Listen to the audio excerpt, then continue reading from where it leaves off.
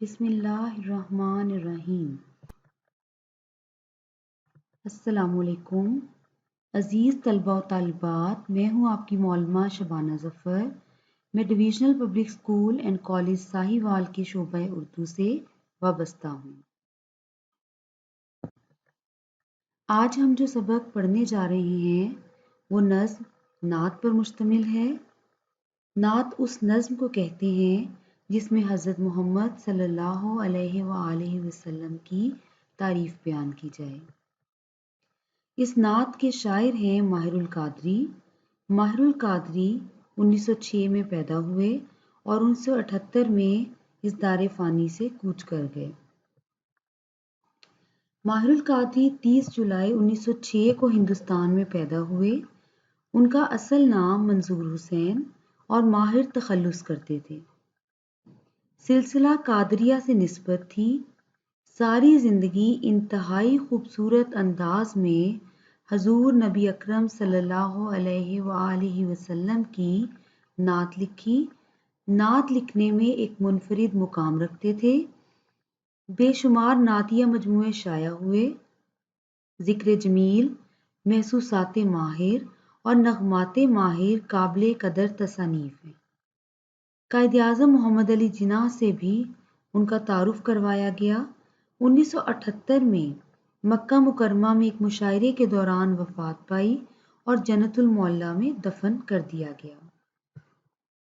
اس نعت کے تدریسی مقاصد درج ذیل ہیں۔ نمبر 1، طلبہ کو نعت کے محاسن سے آگاہ کرنا۔ نمبر 2، طلبہ میں حب رسول صلی اللہ علیہ وآلہ وسلم کا جذبہ اجاگر کرنا۔ نمبر 3، طلبہ کو نعت سے بطور ایک صنف سخن متعارف کرانا۔ آئیے اب ہم نعت کے مشکل الفاظ پر ایک نظر ڈالتے ہیں۔ کیونکہ مشکل الفاظ کے معنی آتے ہوں تو تشریح بہت آسان ہو جاتی ہے۔ مقصد تخلیق، بنانے کا مقصد، یعنی اس کائنات کو بنانے کا مقصد۔ گریزاں، بھاگنے پر آمادہ، دور رہنے والا۔ صداقت، سچائی، راست بازی۔ حاصل ایمان، ایمان کا خلاصہ، ایمان کا نچوڑ۔ کردار، سیرت، چال چلن۔ رنگ، دھب، صورت۔ عظمت، بڑائی، بلندی۔ فاقہ، بھوکا رہنا، بھوک پیاس برداشت کرنا۔ سر و سامان، ساز و سامان۔ خوددار، عزت دار۔ شرمندہ احسان، ممنون احسان، احسان مند۔ عالم، کیفیت، حالت۔ وابستہ دامہ، دامن سے جڑا ہوا۔ اشک، آنسو۔ دہر، زمانہ۔ شائستہ، مہذب، بااخلاق۔ تہذیب و تمدن، طرز معاشرت، رہنے سہنے کا انداز۔ رحمت، مہربانی، کرم، عنایت۔ مروت، لحاظ۔ تو مقصد تخلیق ہے، تو حاصل ایمان، جو تجھ سے گریزاں، وہ خدا سے ہے گریزاں۔ یہ شعر نظم کا پہلا شعر ہے۔ ہمیں اس میں قافیہ نظر آ رہا ہے ایمان گریزاں، لیکن اس میں ردیف نہیں ہے۔ زیر تشریح شعر نظم نعت سے لیا گیا ہے۔ اس کے شاعر ماہر القادری ہیں۔ ماہر القادری نے اس نظم میں بتایا ہے کہ حضور اکرم صلی اللہ علیہ وسلم کی ذات وجہ کائنات ہے، وجہ تخلیق کائنات ہے۔ اللہ تعالیٰ نے اس پوری کائنات کو صرف اور صرف آپ صلی اللہ علیہ وآلہ وسلم کی وجہ سے تخلیق کیا۔ ایک حدیث قدسی میں اللہ تعالیٰ فرماتا ہے، اگر آپ نہ ہوتے تو میں کائنات کو تخلیق نہ کرتا۔ گویا اس کائنات میں جو کچھ پیدا کیا گیا ہے وہ آپ ہی کے سبب پیدا کیا گیا ہے۔ اگر آپ نہ ہوتے تو نہ زمین ہوتی، نہ آسمان، نہ سورج اور نہ چاند ستارے، نہ خشکی نہ تری، غرض یہ کہ اس دنیا میں کچھ بھی نہ ہوتا۔ اللہ کا ہم پر یہ بہت بڑا احسان ہے کہ اس دنیا کی جن نعمتوں سے ہم مستفید ہو رہے ہیں وہ سب حضور اکرم صلی اللہ علیہ وآلہ وسلم کے طفیل ہمیں حاصل ہوئی ہیں۔ مولانا ظفر علی خان نے فرمایا ہے، سب کچھ تمہارے واسطے پیدا کیا گیا، سب غایتوں کی غایت اولا تم ہی تو ہو۔ اور اسی طرح مسلمان ہونے کی حیثیت سے حضور اکرم صلی اللہ علیہ وآلہ وسلم پر ایمان لائے بغیر ہمارا ایمان مکمل نہیں ہوتا۔ صرف لا الہ الا اللہ کہنے سے ہم مسلمان نہیں کہلا سکتے جب تک کہ کلمے کے دوسرے حصے محمد رسول اللہ کے الفاظ بھی زبان سے ادا نہ کیے جائیں۔ قرآن پاک میں ہے کہ نہ صرف فرشتے بلکہ خود اللہ تعالیٰ بھی حضور اکرم صلی اللہ علیہ وسلم پر درود و سلام بھیجتے ہیں۔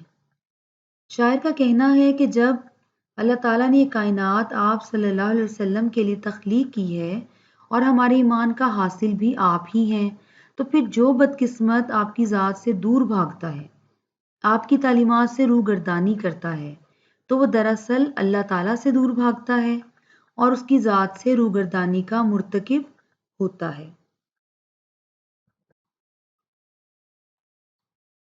یہ نعت کا دوسرا شعر ہے، کردار کا یہ حال صداقت ہی صداقت، اخلاق کا یہ رنگ قرآن ہی قرآن۔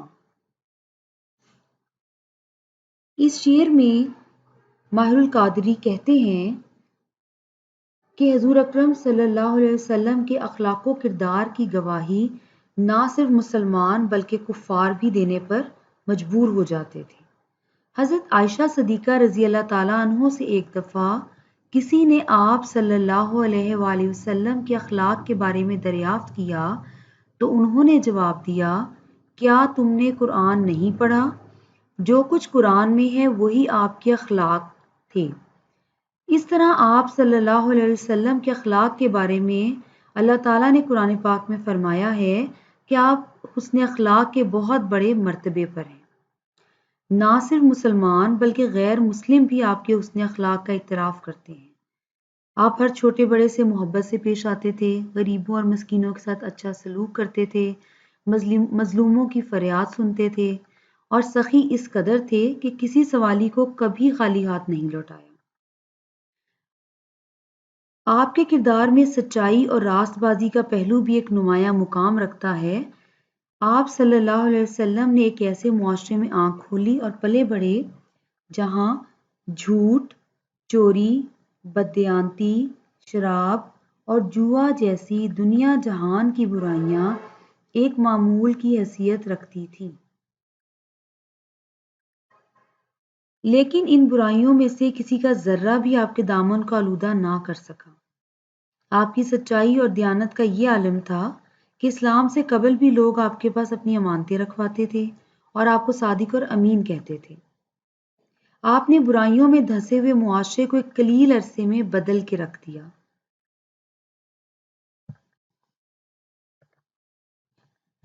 کیا نام ہے شامل ہے جو تکبیر و عزا میں، اس نام کی عظمت کے ہیں قربان دل و جاں۔ ماہر القادری کہتے ہیں کہ آپ کے نام کی عظمت کا یہ عالم ہے کہ تکبیر اور اذان میں آپ صلی اللہ علیہ وآلہ وسلم کا نام شامل ہے۔ اس شعر میں ماہر القادری نے حضور اکرم صلی اللہ علیہ وسلم کے نام کی عظمت اور پوری کائنات میں آپ صلی اللہ علیہ وآلہ وسلم کے نام کی سربلندی کا ذکر کیا ہے اور اپنی عزیز ترین متاع یعنی اپنے دل و جان کو آپ کے نام کی عظمت پر قربان کرنے کی خواہش ظاہر کی ہے۔ قرآن پاک میں بھی یہ فرمایا گیا ہے کہ فرشتے اور خود اللہ تعالیٰ اپنے محبوب پر درود بھیجتے ہیں۔ وہ ذات اقدس جس کے ذکر کو اللہ بلند فرمائے، پھر دنیا کی کون سی طاقت اس نام کی سربلندی میں رکاوٹ بن سکتی ہے؟ اللہ تعالیٰ کو اپنے نام کے ساتھ اپنے نبی کا ذکر اس قدر پسند ہے کہ اسے ہر مسلمان کے ایمان کا جزو بنا دیا ہے۔ کوئی شخص لا الہ الا اللہ کہنے سے مسلمان نہیں کہلا سکتا جب تک کہ وہ کلمے کے دوسرے حصے محمد رسول اللہ کا بھی اپنی زبان اور دل سے اقرار نہ کرے۔ اسی طرح ہر نماز سے پہلے اذان میں اللہ تعالیٰ کی وحدانیت اور عظمت و بزرگی کے ساتھ ساتھ حضور اکرم کی رسالت کا ذکر بھی کیا جاتا ہے اور یہی حال تکبیر کا ہے۔ اس میں بھی اللہ تعالیٰ کے ساتھ آپ کے نام کی عظمت اور بڑائی بیان کی جاتی ہے اور یہ سلسلہ ابد تک جاری رہے گا۔ دشت میں دامنے کوثر میں میدان میں ہے، بحر میں موج کی آغوش میں طوفان میں ہے، چین کے شہر مراکش کے بیابان میں ہے اور پوشیدہ مسلمان کے ایمان میں ہے۔ چشم اقوام یہ نظارہ ابد تک دیکھے، عفت شان رفنا لاکا ذکر دیکھے۔ آپ صلی اللہ علیہ وآلہ وسلم کا اسم مبارک اور اس کی برکت صحراؤں، پہاڑوں کی وادیوں، شہروں اور آبادیوں میں موجود ہے، اور سب سے بڑھ کر یہ نام مسلمان کے ایمان میں چھپا ہوا ہے۔ اشکوں سے تیرے دین کی کھیتی ہوئی سیراب، فاقوں نے تیرے دہر کو بخشا سر و ساما۔ اس شعر میں ماہر القادری کہتے ہیں، کسی بھی نئے عقیدے یا نظریے کو لوگوں میں عام کرنا اور انہیں اسے ماننے پر آمادہ کرنا آسان کام نہیں ہوتا۔ کسی بھی نظریے کی تبلیغ کرنے والے کو بے شمار مشکلات و مصائب کا سامنا کرنا پڑتا ہے۔ آپ صلی اللہ علیہ وآلہ وسلم جس قوم میں مبعوث کیے گئے وہ تہذیب و تمدن سے ناآشنا تھی۔ ان میں تمام انسانی، معاشرتی اور اخلاقی اقدار دم توڑ چکی تھیں۔ آپ صلی اللہ علیہ وآلہ وسلم معاشرے میں اپنے ارد گرد پھیلی ہوئی برائیوں کو دیکھتے تو آپ کو انتہائی رنج ہوتا۔ آپ صلی اللہ علیہ وآلہ وسلم غار حرا کی تنہائیوں میں اس صورتحال کے بارے میں غور و فکر کرتے اور اللہ تعالیٰ کے حضور دعائیں کرتے۔ بالآخر جب اللہ تعالیٰ نے آپ کو انسانیت کی اصلاح کے لیے مامور فرمایا تو آپ نے نہایت صدق دل اور عزم صمیم سے دین اسلام کی تبلیغ کا آغاز فرمایا۔ اعلان نبوت کے ساتھ ہی آپ کے اپنے بیگانے ہو گئے اور بیگانے جانی دشمن بن گئے۔ آپ کو ستانے، ایذائیں دینے اور تکلیفیں پہنچانے میں کوئی کسر نہیں چھوڑی گئی۔ آپ پر پتھر برسائے گئے، دندان مبارک شہید کیے گئے، یہاں تک کہ قتل کرنے کے منصوبے بھی تیار کیے گئے اور آپ کو مکہ سے مدینہ ہجرت بھی کرنی پڑی۔ اس شعر کے پہلے مصرعے میں اپنے آنسوؤں سے دین کی کھیتی کو سیراب کرنے کی طرف جو اشارہ کیا گیا ہے، اس سے مراد امت کی بہتری کے لیے رو رو کر اللہ سے دعائیں کرنے کے علاوہ وہ تمام دکھ، تکلیفیں اور مصیبتیں ہیں جو آپ کو دین اسلام کی اشاعت اور سربلندی کے لیے اٹھانی پڑی۔ راہ حق میں پیش آنے والی ان مصیبتوں کو آپ نے اس صبر، حوصلے اور استقامت سے برداشت کیا کہ آپ کی زندگی ہی میں وہ وقت بھی آیا جب اسلام نہ صرف پورے خطہ عرب میں پھیل گیا تھا بلکہ مسلمانوں نے اپنے ہمسائے میں بڑی بڑی سلطنتوں کے دروازوں پر بھی دستک دینی شروع کر دی تھی۔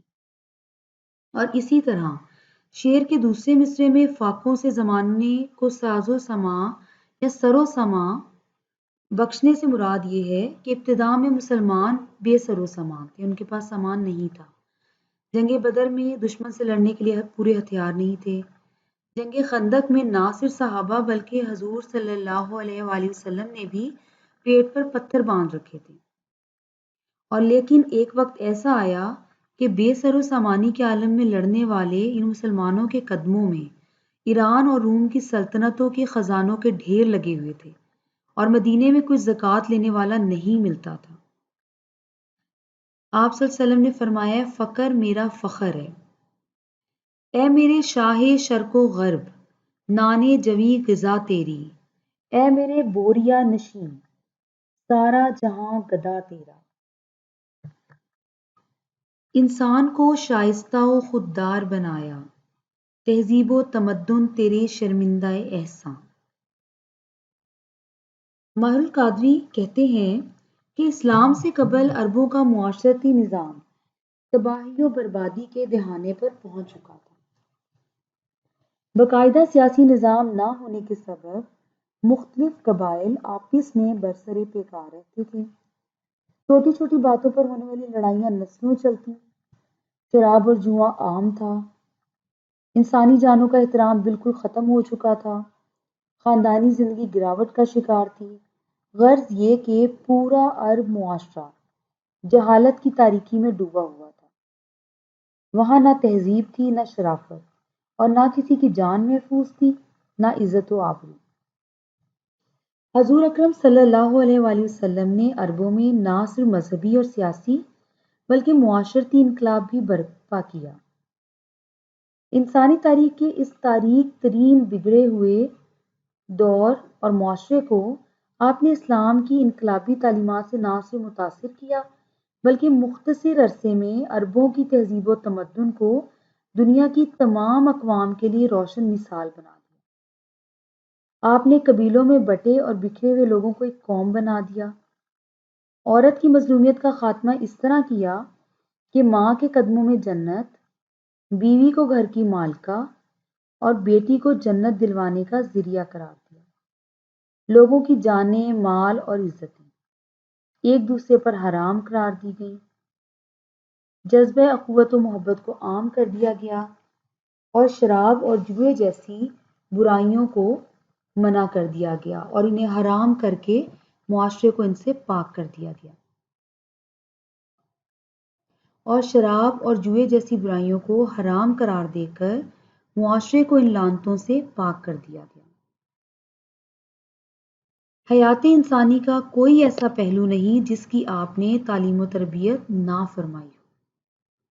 مسلمانوں پر آپ صلی اللہ علیہ وآلہ وسلم کے اس احسان کا ماہر القادری ایک اور جگہ یوں ذکر کرتے ہیں: جس نے صحرا نشینوں کی تہذیب کی، جس نے اوراق فطرت کی ترتیب کی، کور چشموں کو اہل نظر کر دیا، رہزن تھے انہیں رہبر کر دیا۔ آپ نے اپنے قول اور فعل سے، گفتار اور کردار سے عربوں کی معاشرتی زندگی میں ایسا انقلاب برپا کیا کہ دوسری قوموں نے حضور اکرم صلی اللہ علیہ وآلہ وسلم کی تربیت یافتہ قوم سے اخلاق، شائستگی اور تہذیب سیکھی۔ کتنا احسان ہے انسان پہ تیرا کہ اسے اپنی گفتار کو کردار بنانا آیا۔ رحمت کا یہ عالم ہے، مروت کا یہ انداز، ماہر سا گناہ گار ہے وابستہ داماں۔ اس شعر میں شاعر نے اپنا تخلص ماہر استعمال کیا ہے، اس لیے یہ غزل کا مقطع ہے۔ ماہر القادری اس شعر میں کہتے ہیں کہ حضور پاک صلی اللہ علیہ وآلہ وسلم کی ذات پاک پوری بنی نوع انسان کے لیے باعث رحمت تھی۔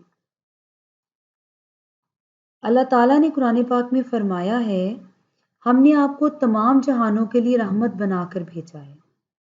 آپ کی سیرت پر نظر ڈالیں تو یہ حقیقت آپ کی زندگی کے ایک ایک واقعے اور ایک ایک فعل سے ظاہر ہوتی ہے کہ آپ واقعی رحمت للعالمین تھے۔ آپ صلی اللہ علیہ وآلہ وسلم ہمیشہ یتیموں کی سرپرستی فرماتے، غریبوں کی مدد کرتے، ضعیفوں کی خدمت گزار تھے اور خطا کاروں کو معاف کرنے والے نظر آتے ہیں۔ دشمنوں سے حسن سلوک آپ کی سیرت کی وہ صفت تھی جس کا آپ کے مخالفین بھی اعتراف کرتے تھے۔ سر پر کوڑا ڈالنے والی عورت کی عیادت کرتے، طائف کے پتھر مارنے والوں کے لیے بد دعا کی بجائے ہدایت کی دعا کرتے، اہل مکہ کی بدترین ایذا رسانیوں کے باوجود فتح مکہ کے روز ان کے لیے عام معافی کا اعلان کیا اور اپنی بیٹی کے قاتل تک کو معاف کر دینا، ایسی مثالیں ہیں جو آپ کی رحمت للعالمین کی روشن اور واضح مثالیں ہیں۔ آپ کی اسی رحمت للعالمین گناہ گاروں اور خطا کاروں سے مروت اور لحاظ کی صفت کے پیش نظر ماہر القادری اپنی نعت کے آخری شعر میں اپنے آپ پر فخر کر رہے ہیں کہ آپ صلی اللہ علیہ وآلہ وسلم کی رحمت اور مروت ہی ہے کہ آپ نے ماہر جیسے گناہ گار کو اپنے دامن سے وابستہ کر رکھا ہے۔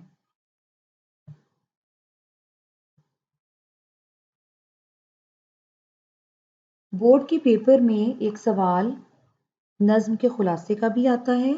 آئیے اب ہم خلاصے پر ایک نظر ڈال لیتے ہیں۔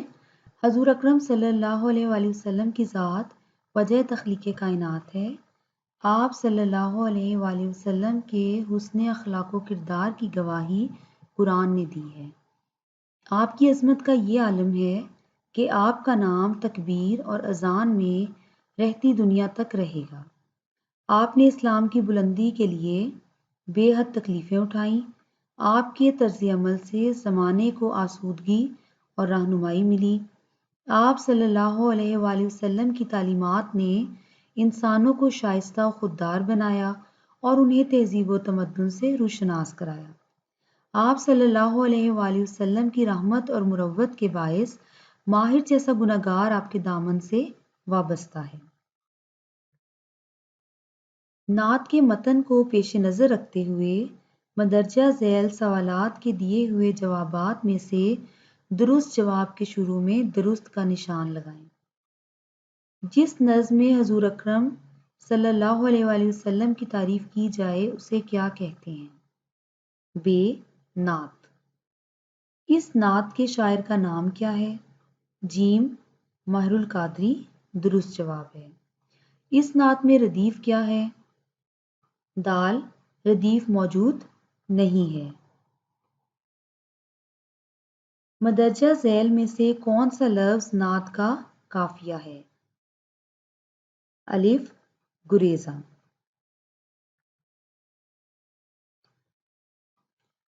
آج ہم نے نظم نعت پڑھی۔ آپ نے نعت کی تشریح کی مشق کرنی ہے اور خلاصہ یاد کرنا ہے۔ ہمارے ساتھ رہنے کے لیے شکریہ۔ امید ہے آج کا لیکچر آپ کے لیے مفید ثابت ہوگا۔